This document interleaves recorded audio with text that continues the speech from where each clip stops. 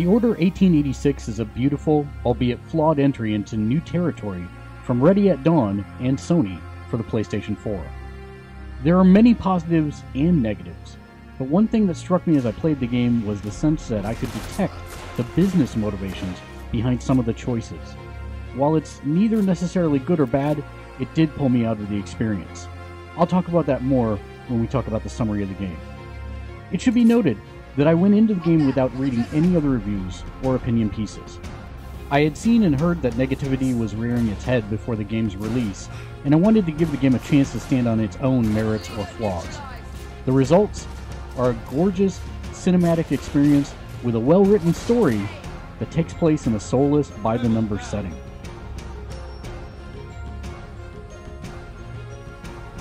The Order 1886's two main mechanics are cover-based shooting and quick-time event combat, also known as QTEs in the industry. The cover-based shooting is pretty generic, with waves of humans throwing themselves at you. There's combat against werewolves, which is at least different and slightly less predictable, but 3/4 of the game will be spent gunning down humans. At one point, I was expecting a floating steampunk Dinklebot to tell me he had accidentally tripped an alarm, and to hold them off until he had unlocked it with some sophisticated device. There are some new style weapons thrown into the mix, like the arc gun, and a gun that throws phosphorus powder, which you then ignite, burning everyone alive. The problem is that they are few and far between, and there are even times where you battle for a few minutes against an opponent to finally get one of these interesting weapons, only to have the next story section arbitrarily remove the weapon from your inventory and force you to use generic Sniper Rifle X instead. The QTEs are prevalent throughout the game, not just in combat, but in interacting with just about anything in the environment. If you don't like QTEs, the Order 1886 may not be your cup of tea. One of the sloppiest and least fun game design choices is in full effect throughout the game, which is the "you screwed up once and now must start over" trope. To me, this was one of the biggest detractors from the game overall. There was a portion where I was to sneak Metal Gear Solid style through an area in pitch black, rainy conditions, yet any enemy with a lantern, even not looking directly at me, could spot me and put a bullet in the frame pan, squish, and cue the restart of a level. Isn't it about time that AI opponents aren't omniscient, can determine what direction I'm approaching from, and draw a direct beat on me instantaneously? The Order 1886 does nothing to alleviate this design flaw in games today. One other detractor is actually the letterbox presentation. The third-person camera is so close to your character that the extra inches covered by the letterbox could have actually made getting a bead on your target in the shooting sections a little bit easier. Lastly, the most sad design element that resonates throughout the game world is the world itself. While beautiful, your ability to interact with it is so limited it creates a sort of sterility and instills a laissez-faire attitude in the player. You feel completely disconnected. There are few times in which you are given a task and the illusion of choice is given to you, but you quickly find out that you're guided on rails down a singular path with no variance or choice involved, each and every time. In terms of gameplay pluses, with a few exceptions, the cover system works well.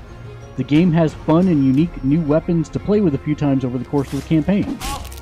As far as gameplay minuses, there's not enough of the new weapons.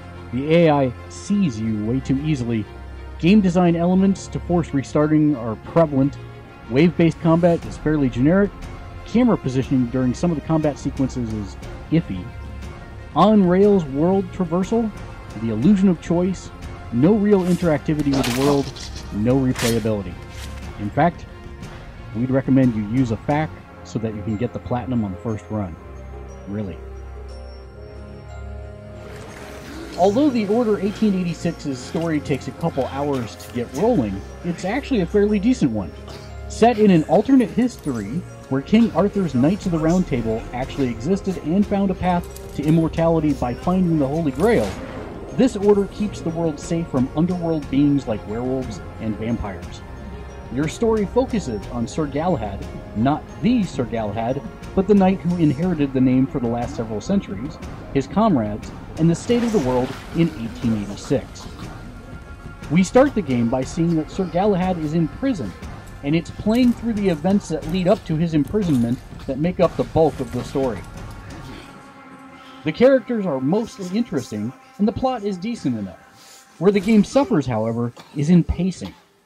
Because you have some long story-driven cutscenes in every chapter of the game, you start to play, stop to watch, play or traverse for a bit, watch more story unfold, and it creates a very stop-and-go experience. I honestly think this is not that pronounced an issue if you're used to playing JRPGs, but some people may not like how the pacing unfolds due to the stop-and-go gameplay. Story pros: interesting characters and world building.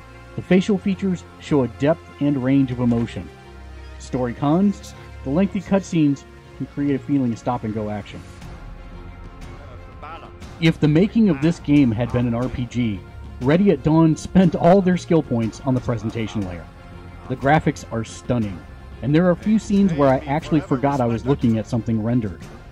There are many times during the game where a cutscene will end, gameplay begins, and it's such a seamless transition that you will stand there for a few seconds before realizing it's time to play. The lighting effects are brilliantly implemented. Shadows play in real time as light sources dance off objects realistically. The soundtrack is rich and deep, appropriately fitting the mood of the game. For me, this was one of the major positives. Voice acting is very well done throughout most of the game, and most of the characters are spot on. When you tie the voice acting and the images together, it creates a very real character portrayal.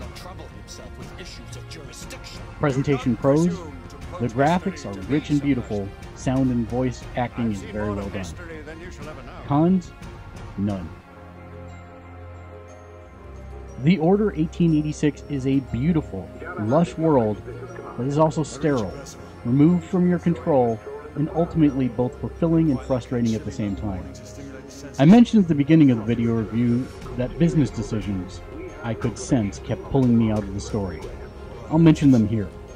While I enjoyed the story, a shot would frame in the engine and I would be amazed. And then I could hear Kaz Hirai in my head shout, "Only on PlayStation 4!" And that's when I realized that it doesn't matter what the critical reception for this game is. These graphics can be thrown into a trailer video and pointed to as a only on next gen or current gen experience. After completing it, I'm almost inclined to say it's an interactive tech demo that showcases the power of the hardware, and Ready at Dawn might be smarter to license the engine and generate revenue streams that way. But my guess is that this was their proof of concept to Sony, and that a sequel will be much more interesting than this initial foray. As we've kicked the review around the site, it was pointed out that I should probably address the length issue for the Order 1886. To be honest, it doesn't factor into the review.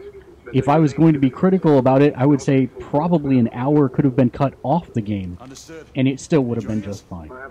If you enjoy single-player games with a rich cinematic look and feel, and aren't so concerned with replay value or deep gameplay, or even just looking for that eye-candy wow factor to impress your friends, then the Order 1886 will be a must-buy for you. But if you are buying the Order 1886 for that wow factor to impress your friends, my recommendation be to not give them the controller.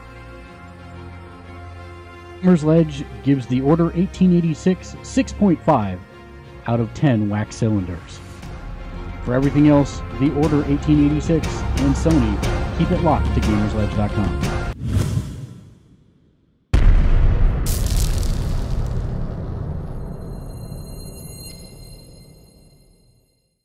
Yeah.